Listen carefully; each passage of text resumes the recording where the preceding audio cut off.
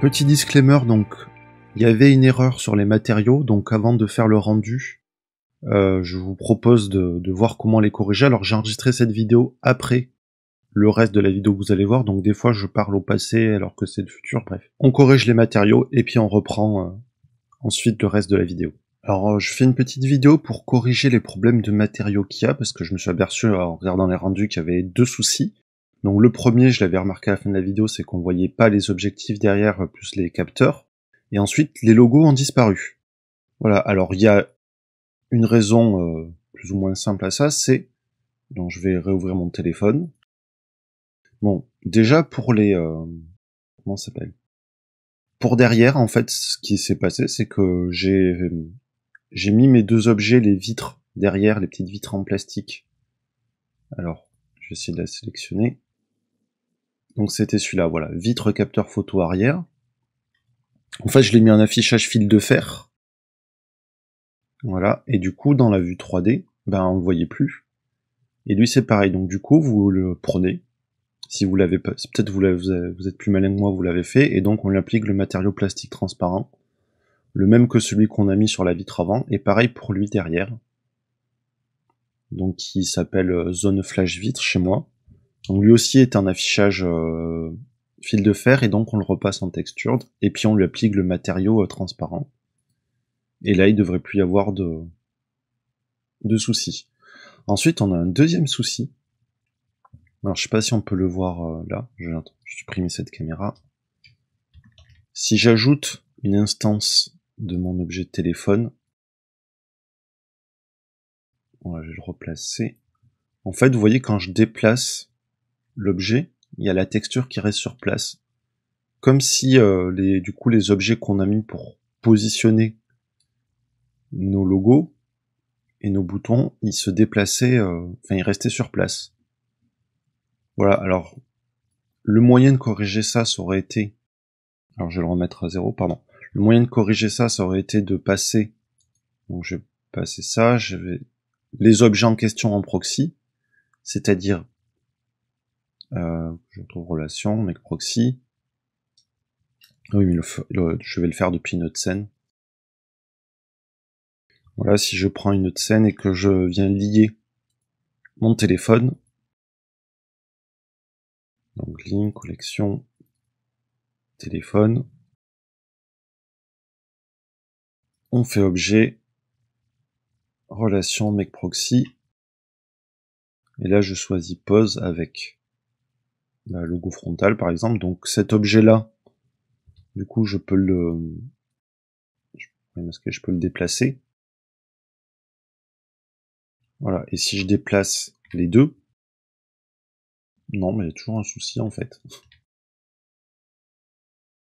Ok, ben on laisse tomber cette piste-là. En fait, on peut déplacer, mais du coup, quand on déplace le téléphone, le problème reste le même. Alors, il faudra que j'étudie pourquoi, mais bon, pour l'instant, on va trouver une solution qui est plus rapide à mettre en place. Ok, alors ce qu'on va faire, c'est qu'on va prendre notre objet, donc qui est là pour le téléphone, c'est là que je le retrouve, donc c'est pas l'écran, c'est pas film écran. Ah, désolé, je me souviens plus comment je l'ai appelé, je crois que c'était zone écran, voilà. Donc zone écran, en fait, on va changer ici, au lieu d'utiliser un objet, on va changer avec Generated. On va choisir, donc on va se remettre on va laisser en point. Là, on va remettre à 1. Et vous voyez qu'on voit le logo qui est positionné là. Donc par contre, il a un petit problème d'échelle. Donc avec X, on peut le placer. Voilà, j'ai diminué l'échelle en Y. Voilà, bon, c'est un peu plus pénible parce que du coup, c'est presque ça va être vraiment en mode manuel, quoi, qu'on va le faire. Je crois que j'avais fait des tests, je crois que c'est 6 en proportion. Ouais, il est un peu grand. C'est un peu embêtant parce qu'en plus, à chaque fois qu'on le met à l'échelle, il se redéplace. Donc ce que je vais faire, c'est que je vais le faire en accéléré. Je vais masquer aussi mon écran. Comme ça, voilà, je vais pouvoir voir le logo. Mais je vais le mettre à 0.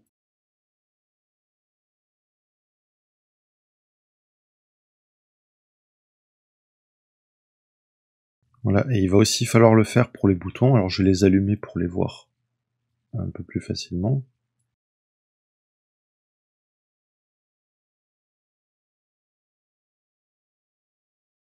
Alors pour les petites icônes en bas, ce qui est bien, c'est qu'on a les logos pour se positionner. Puis pour voilà, vous en faites un et le second, vous pouvez reprendre du coup les mêmes valeurs, presque les mêmes valeurs, puisque donc la valeur en Y, on peut la copier.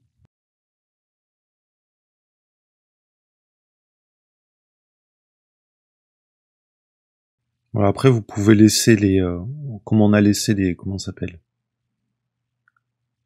les objets empty qui nous ont servi tout à l'heure. Ça va être pratique pour positionner les icônes, voilà. Il va falloir que je le remonte un petit peu.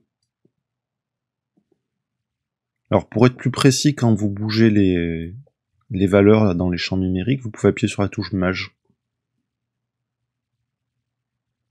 Et voilà. Et donc il nous reste maintenant à faire la coque. Donc je vais réafficher mon écran que j'avais désaffiché, voilà. Et donc la coque, on va faire la même chose.